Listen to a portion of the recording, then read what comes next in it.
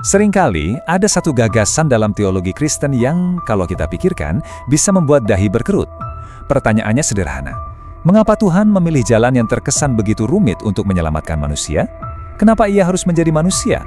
Nah, dalam pembahasan kali ini, kita akan coba membedah konsep yang sering dianggap merepotkan ini agar menjadi sedikit lebih jernih. Pertanyaannya sebenarnya simpel tapi sangat mendalam. Mengapa Tuhan yang Maha Kuasa tidak, katakanlah, menjentikan jari saja dari surga untuk membereskan semuanya? Mengapa Ia harus repot-repot turun dan menjadi salah satu dari kita? Inilah inti dari penjelajahan kita kali ini. Untuk membedahnya, kita akan mulai dengan memahami dulu apa itu logos menjadi manusia. Lalu, kita akan menyelami 4 alasan teologis di baliknya. Setelah itu, kita akan melihat sebuah paradoks menarik antara kuasa dan kasih, dan kita akhiri dengan kesimpulan tentang sebuah solidaritas total. Oke, mari kita mulai dari fondasinya terlebih dahulu. Jadi apa sih sebenarnya yang dimaksud dengan logos atau firman yang menjadi manusia ini? Nah, konsep ini akarnya ada di Injil Yohanes. Di sana ada istilah dari bahasa Yunani, yaitu logos. Ini bisa kita artikan sebagai firman, akal budi ilahi, atau prinsip rasional alam semesta. Dan logos ini nih dinyatakan sebagai Allah itu sendiri, yang kemudian mengambil rupa manusia. Inilah bisa dibilang batu fondasi dari seluruh gagasan yang akan kita bahas. Dalam istilah teologinya, peristiwa ini disebut sebagai inkarnasi. Poin utamanya sederhana, tapi sangat krusial. Ini bukan tentang Allah yang berubah menjadi manusia dan berhenti menjadi Allah. Bukan.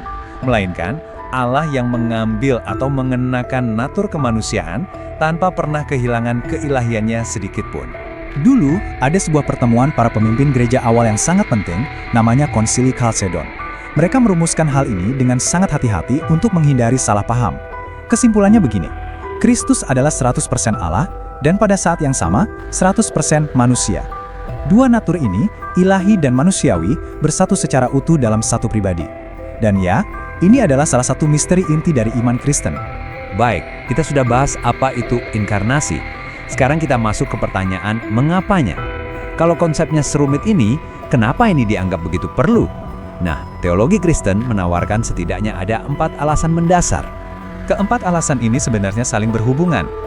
Mulai dari bagaimana Allah menyatakan dirinya, lalu soal penebusan dari dalam, kemenangan atas maut, sampai ke tujuan akhir, yaitu penyatuan kembali antara Allah dan manusia. Mari kita lihat satu persatu. Alasan pertama adalah soal pewahyuan. Coba kita renungkan, bagaimana kita, manusia yang terbatas ini, bisa benar-benar mengenal Allah yang tak terbatas, yang transenden. Inkarnasi dilihat sebagai jawabannya. Melalui jalan ini, Allah menjadi sesuatu yang konkret, bisa dilihat, bisa didengar, bisa disentuh dalam sejarah. Dengan kata lain, Allah seolah-olah menerjemahkan dirinya ke dalam bahasa yang paling kita pahami, yaitu bahasa kemanusiaan. Sekarang, alasan kedua. Ini menyentuh inti dari logika keselamatan. Menurut pandangan ini, masalah manusia bukanlah sekedar pelanggaran hukum yang butuh pengampunan, tapi ada sesuatu yang lebih dalam, sebuah kerusakan di dalam natur manusia yang butuh pemulihan. Karena itu, penyembuhannya pun harus datang dari dalam. Seorang bapak gereja dari abad keempat, Athanasius, merangkumnya dalam satu kalimat yang sangat tajam. Apa yang tidak diambil, tidak ditebus. Maksudnya apa? Logikanya begini. Untuk bisa menyembuhkan kemanusiaan secara utuh, tubuhnya, jiwanya, pikirannya, emosinya, maka Allah harus terlebih dahulu mengambil seluruh natur kemanusiaan itu ke dalam dirinya. Coba kita bayangkan perbedaannya. Di satu sisi, ada pengampunan dari jarak jauh. Ini seperti seorang raja yang dari singgasananya membatalkan hukuman mati. Masalah hukum selesai. Tapi di sisi lain, ada pemulihan dari dalam. Ini lebih mirip seperti seorang dokter ahli bedah yang masuk ke dalam tubuh pasien untuk memperbaiki kerusakan langsung dari sumbernya. Nah, teologi inkarnasi berargumen untuk model yang kedua ini. Oke, alasan ketiga, untuk menaklukkan musuh terbesar umat manusia, yaitu maut itu sendiri. Secara definisi, Allah itu abadi. Ia tidak bisa mati. Jadi, agar bisa berhadapan langsung dengan maut, ia harus menjadi manusia terlebih dahulu, supaya ia bisa benar-benar mengalami kematian. Dengan bangkit, ia tidak sekedar menghindar dari penderitaan dan maut, tapi justru masuk ke dalamnya dan menaklukkannya dari dalam. Dan yang terakhir, alasan keempat, ini adalah tujuan puncaknya. Inkarnasi dilihat sebagai jembatan yang akhirnya menghubungkan kembali jurang pemisah antara yang ilahi dan yang manusiawi. Tujuannya ternyata bukan sekedar pengampunan, tapi sesuatu yang lebih besar, partisipasi, agar manusia pada akhirnya dapat ikut mengambil bagian dalam kehidupan Allah sendiri. Sekarang, kita kembali ke pertanyaan awal kita. Dengan semua kerumitan teologis ini, apakah jalan yang dipilih ini tidak terkesan merepotkan bagi Tuhan? Disinilah kita bertemu dengan sebuah paradoks yang justru menjadi jantung dari iman Kristen. Kalau kita lihat dari kacamata efisiensi manusia, tindakan ini mungkin terlihat tidak efisien, berbelit-belit, penuh penderitaan. Tapi dari dalam logika teologinya, justru inilah demonstrasi kemahakuasaan yang sejati.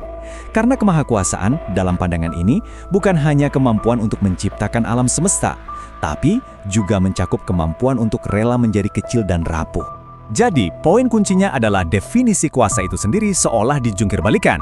Kuasa yang tertinggi bukanlah kekuatan yang memaksa dari atas, melainkan kasih yang rela berkorban dari bawah. Dalam kerangka berpikir ini, kerendahan hati bukanlah tanda kelemahan, melainkan ekspresi kuasa yang paling puncak. Jadi, apa kesimpulan dari semua ini? Konsep yang awalnya terasa merepotkan ini, kalau kita selami lebih dalam, ternyata menyimpan sebuah logika yang koheren. Kesimpulan utamanya adalah begini. Inkarnasi bukanlah tanda keterbatasan atau kelemahan Allah. Justru sebaliknya, ini dipandang sebagai sebuah pilihan sadar yang lahir dari kasih. Sebuah tindakan solidaritas yang total, di mana Allah tidak memilih untuk menyelamatkan dari jarak yang aman dan steril, melainkan memilih untuk masuk langsung ke dalam kerapuhan dan penderitaan eksistensi manusia. Dan ini membawa kita pada sebuah pertanyaan reflektif di akhir. Jika kita menerima premis bahwa kuasa yang tertinggi bukanlah dominasi, melainkan kasih yang rela berkorban, maka bagaimana seharusnya kuasa seperti itu bertindak? Mungkin tindakan merepotkan untuk menjadi manusia bukanlah sebuah keanehan, tapi justru merupakan langkah yang paling logis yang bisa dibayangkan.